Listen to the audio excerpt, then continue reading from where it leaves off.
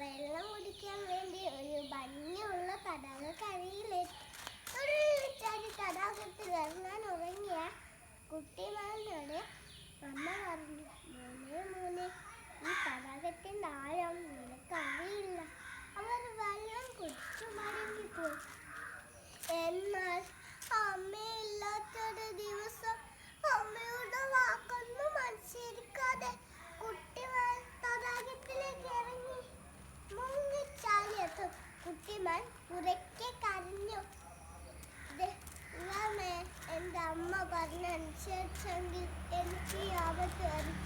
കൂട്ടുകാരെ, ഈ കഥയിൽ നമ്മൾ എന്താണ് പഠിച്ചത്?